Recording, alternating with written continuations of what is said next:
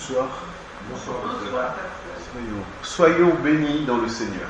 Mais je ne dirais pas soyez parce que je veux m'y inscrire. Hein. Soyons bénis dans le Seigneur. Vous êtes d'accord? Amen. Que Dieu nous bénisse ensemble. Seigneur, je veux te remercier pour ces instants. Je veux demander la grâce de la vie de ton esprit au milieu de nous pour continuer de te célébrer. Nous le faisons par les chants, nous voulons le faire par le partage de la parole.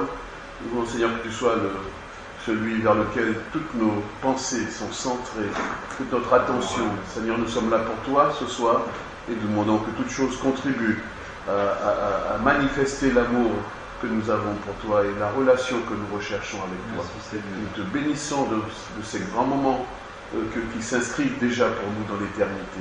À toi toute notre reconnaissance au nom de Jésus. Amen. Amen. Amen.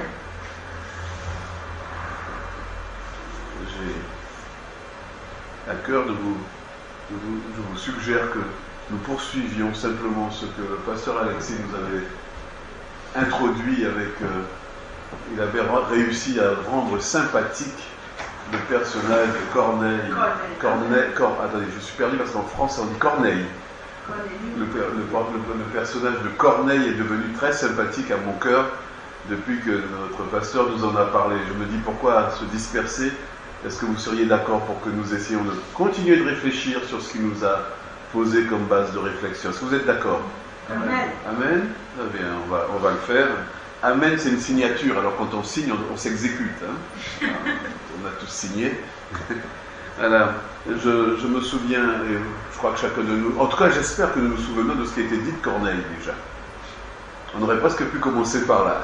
Mais on ne va pas faire un test parce que voilà, ça pourrait nous mettre dans le droit. Bon, à part, je sais qu'il y en a qui ont l'habitude de la mémoire aisée pour retenir ce qui se dit, et puis il y en a qui l'ont un peu moins, c'est comme ça la vie, mais donc ma mémoire n'est pas très exercée, je retiens ce qui me plaît moi en général, alors je ne sais pas vous.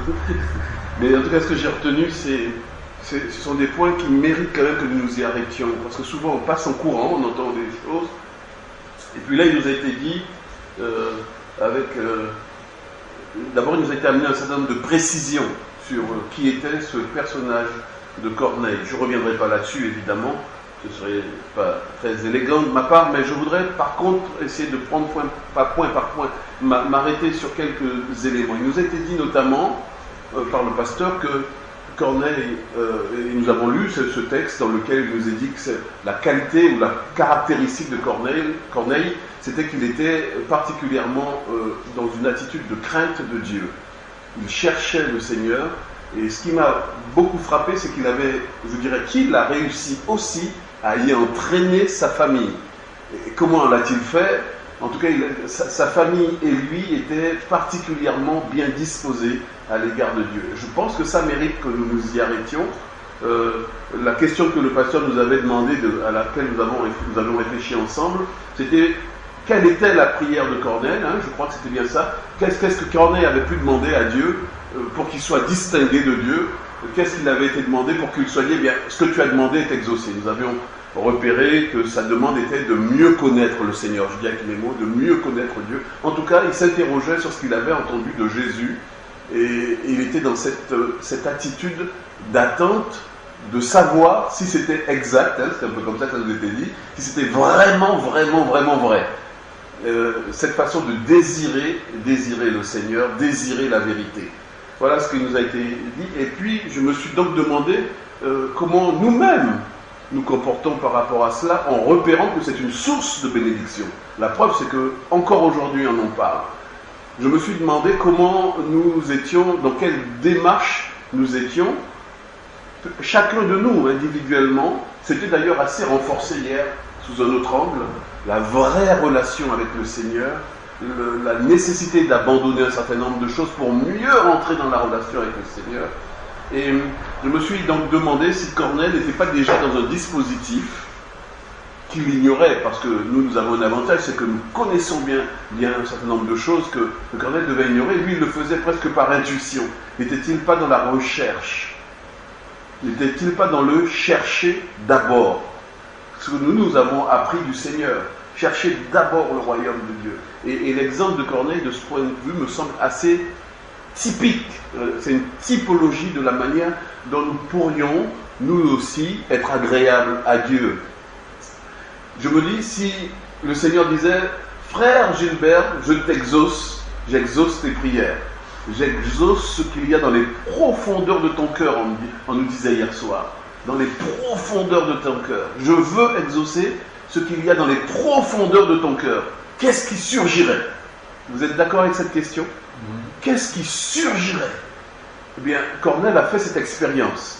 Il est allé, il a fait une prière. Et quand ce qui a surgi quand Dieu l'a exaucé, c'était la crainte de Dieu. Moi, je me dis, mon vieux, ça mérite, c'était la crainte. Alors, on peut s'arrêter un instant parce que je veux vraiment insister pour un certain nombre de raisons de mon propre vécu, dans des communautés où la crainte était confondue avec la peur. Là, Corneille n'est pas dans la peur de Dieu, il est dans la crainte. En français, on a la chance d'avoir des mots qui nous... La crainte est une attitude négative. Du moins, la peur est une attitude négative. Quand on a peur de quelqu'un, on est figé. D'accord? Quand on a peur, on est paralysé, il ne se produit rien. Est-ce que vous êtes d'accord avec ça? Quand on a peur, on est asphyxié par la peur. Il ne se produit rien. Donc, il ne s'agit pas d'avoir peur de Dieu. Et je me demande si Corneille ne nous explique pas qu'il y a là une clarté à avoir dans nos attitudes, dans notre attitude personnelle. En fait, quelle est notre posture? Est-ce une posture de crainte? Permettez qu'on interroge ça, ou une posture de peur? Je dis ça en référence d'ailleurs à quelques conversations que j'avais eues avec un pasteur roumain, qui, vous savez, dans la culture roumaine, on travaille beaucoup dans les églises à faire avoir peur. On travaille sur la notion, les pasteurs s'organisent pour que le peuple ait peur. Parce qu'il dit, quand on a peur, c'est comme l'enfer. Quand on a peur de l'enfer, eh ben, on n'a pas envie d'y aller. Alors si on a peur, on est sûr d'avoir du résultat. Je ne suis pas sûr que ce soit la démarche de Corneille, et puis je vous laisse réfléchir et savoir interroger chacun notre cœur pour savoir si nous sommes devant Dieu parce que nous avons peur ou si nous avons la crainte. La crainte est un sentiment positif. La crainte, c'est le désir de plaire à l'autre. Je crains déplaire à Dieu. Je crains ne pas plaire. La crainte entraîne une action positive. Vous êtes d'accord avec ça? La crainte est une invitation à aller vers Dieu avec un profond désir de lui plaire. On ne vient pas prier le soir ici parce qu'on a peur. Si on ne vient pas, il va nous arriver un malheur. Ça, c'est comme passer sous une échelle. C'est un peu des histoires comme ça. Non, on vient parce qu'on a envie de plaire à Dieu. Et je crois que cette notion-là, Corneille en tout cas nous donne l'occasion pour chacun de nous d'essayer d'examiner pourquoi nous prions, par exemple. Nous pouvons prier parce que nous avons peur de ne pas obtenir quelque chose, mais nous pouvons aussi prier parce que notre prière peut contribuer à chercher, comme Corneille, d'abord ce qui plaît à Dieu. Demander parce qu'on sait que notre demande, et comme il y avait l'idée hier de rester auprès de ce qui plaît à Dieu, hier soir. Combien une demande qui est en accord avec le cœur de Dieu, une demande, lorsque je demande à Dieu quoi que ce soit, et que je lui demande en sachant que je m'évertue, je crois que c'est ce que Corneille essaie, enfin ce que j'entends dans la vie de Corneille, je m'évertue à faire ce qui plaît à Dieu, alors que tout le contexte, le pasteur Alexis nous a expliqué, tout le contexte était défavorable. Il y avait une armée, il y avait un contexte politique défavorable, il y avait un contexte social défavorable, il y avait un contexte spirituel défavorable, parce qu'il nous a été dit que jusque-là on pouvait adorer plein Dieu, et puis voilà que Corneille, lui, va s'attacher à son Dieu, un Dieu. Et donc il n'est pas exemplaire, il est minoritaire, il est en danger presque, hein, on peut dire ça comme ça. Et pourtant, je crois que Corneille est exaucé dans ce contexte défavorable, comme nous pouvons être les uns les autres dans des contextes complètement défavorables.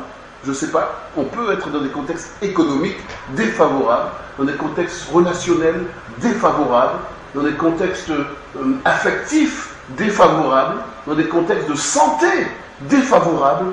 Et voilà que dans ces contextes défavorables, on cherche quand même à tout prix à plaire à Dieu. On n'est pas dans la peur. On ne demande pas la guérison parce qu'on a peur de mourir. On demande la guérison parce qu'on sait que cette guérison va glorifier Dieu. Est-ce qu'on est d'accord? Est-ce qu'on sent cela? Est-ce qu'on est d'accord avec ça? Amen. Et parce qu'on dit, on va, et c'était dit encore, moi, quand on dit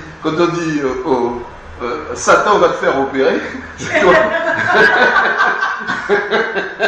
hein, c'est pas pour faire de la vantardise, c'est une façon de dire parce qu'on veut rendre gloire à Dieu. Et on est dans le Notre Père, n'est-ce pas, où notre prière contribue. Jésus nous enseigne que ton royaume vienne, et puis il termine que vous me pardonnerez, mais on sera toujours là-dedans,